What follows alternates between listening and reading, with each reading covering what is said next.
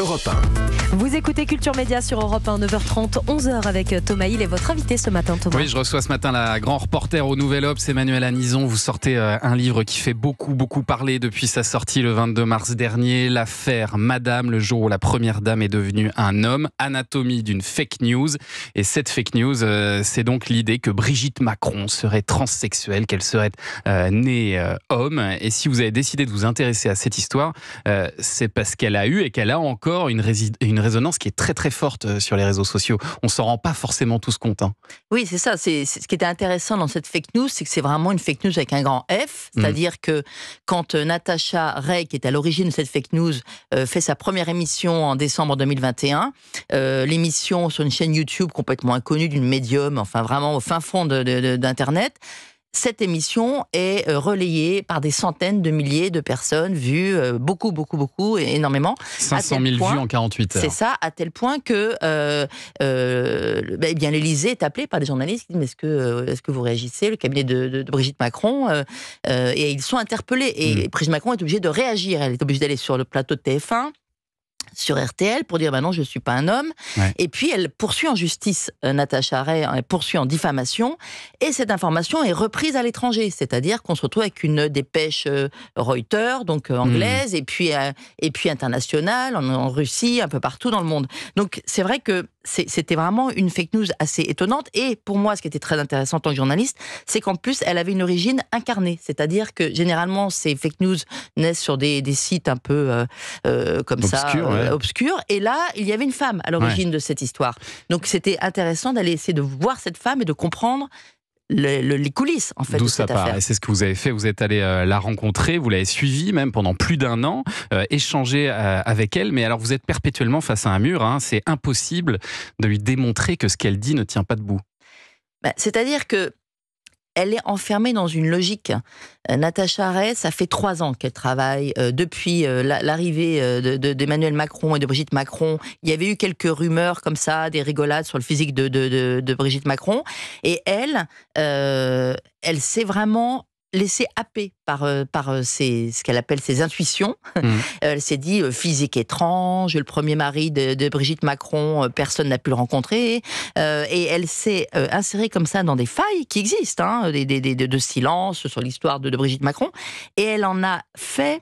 Elle en a fait des certitudes, et elle a complètement vrillé. Et quand vous avez travaillé pendant 3 ans sur une affaire comme ça, complètement vous immergeant... Elle est sincèrement persuadée de ce qu'elle dit. C'est pas du cynisme. Persuadée, c'est pas du cynisme. Ouais. Et non seulement ça n'est pas du cynisme pour elle, mais en plus elle est entourée de personnes qui la confortent dans cette thèse, qui travaillent avec elle, qui à partir de l'émission l'ont contactée, et qui sur le terrain, depuis, travaillent à l'idée qu'il faut faire émerger la vérité. Mais c'est intéressant ça, parce que vous parlez pas d'ailleurs de complotistes, comme on peut le dire souvent, vous utilisez le terme plus neutre, de défiants, et vous expliquez qu'ils sont issus, tous ces gens qui la suivent, de couches très diverses de la société. C'est pas des idiots, quoi. Voilà, c'est ça ce que vous nous dites. C'est ça, parce que effectivement, la tentation pour tout le monde, c'est de se dire, bon, allez, on rigole, on caricature, ce sont des gens de neurones. Non.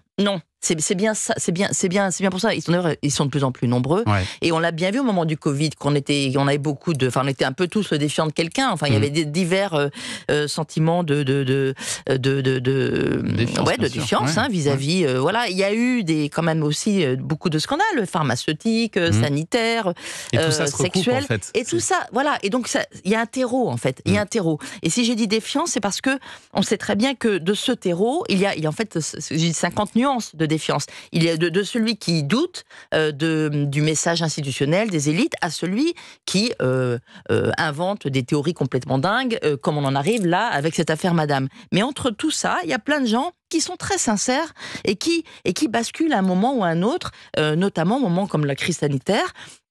C'est pour ça que j'ai voulu les appeler défiants, pour pas les regarder, les juger d'en haut, pour essayer de décrire qui ils sont dans toutes leurs nuances. Et dans leurs nuances, il y a des gens qui, notamment une banquière, par exemple, qui avait voté Emmanuel Macron en 2017. Il y a un jeune entrepreneur de 28 ans, qui est entrepreneur dans l'industrie culturelle et les mangas, et qui est homosexuel, vit en couple, est métis lui-même, et qui y croit sincèrement, et qui travaille avec Natacha Ray, qui lui a même conseillé consacré une semaine entière pour construire sa défense auprès de la justice. Enfin, donc on a affaire à des gens qui ne sont pas juste des gens complètement hors sol. Vous inventez le terme de brigitologue. Les brigitologues, alors je l'invente, mais ils l'utilisent eux-mêmes. Mais oui, c'est-à-dire qu'on a maintenant des experts qui travaillent depuis des années sur, comme on a des experts dans le domaine scientifique. Et cette histoire, quand même, c'est aussi l'histoire d'une faillite collective, d'un échec aussi des médias qui n'arrivent pas à donner confiance à tous ces gens-là. Qu'est-ce qu'on peut faire face à cela ? Et oui, il y a un terreau de défiance absolument terrible, et on le sait, et on le voit dans l'abstention, enfin voilà. C'est-à-dire qu'aujourd'hui, plein de gens, et de plus en plus, estiment, et pas seulement, parfois à juste titre, que les élites politiques, économiques, médiatiques n'ont pas rempli leur rôle. Et oui, je pense qu'on a une responsabilité collective dans l'incroyable croissance de ces défiants. Je pense qu'on a manqué sans doute de transparence, d'exemplarité, chacun à nos niveaux, qu'il y a eu moult scandales sanitaires, que là, aujourd'hui, même les MeToo, vous voyez qu'aujourd'hui, c'est formidable, cette libération de la parole, mais elle montre quoi ? Elle montre aussi qu'il y a eu omerta, qu'il y a eu protection de personnes, et il y a cette idée chez tous ces gens que la justice n'a pas rendu justice, et notamment que les puissants ont eu une forme d'impunité. Et toutes ces je pense, qui sont des réelles failles et des réels problèmes dans notre société, on nourrit ce terreau. Est-ce que vous avez cherché vous-même à démonter cette rumeur sur Madame Macron ? Est-ce que vous avez cherché les preuves irréfutables ? Alors, j'ai pas cherché à démonter, mais il se trouve qu'au cours de cette immersion avec ces défiants Natacha Ray et tous ces brigitologues, je me suis retrouvée à évidemment me retrouver en face aussi de la famille de Brigitte Macron, de proches, en leur demandant leur réaction en fait face à ça. Et il a pu se trouver que j'ai pu récupérer une ou deux photos et je me suis amusée à les montrer pour essayer de voir un peu la réaction de ces défiants. Et à chaque fois, en fait, eh bien la photo ne va pas, elle est truquée. Voilà. Et donc c'est vrai que c'est très compliqué. C'est dur. Suivez vraiment cette enquête, l'affaire Madame, c'est à lire chez Studio Fact Édition. Merci beaucoup Emmanuelle Anison. Restez avec nous parce qu'on va s'intéresser à l'actu des médias dans un instant. Oui, dans un instant arrive le journal des médias de Julien Pichenet et on va revenir sur cette saison 2018 de Koh-Lanta. Vous vous en souvenez, elle avait été annulée. Pourquoi ? Les suites de cette affaire, eh bien c'est dans un instant avec Julien Pichenet sur Europe 1. À tout de suite.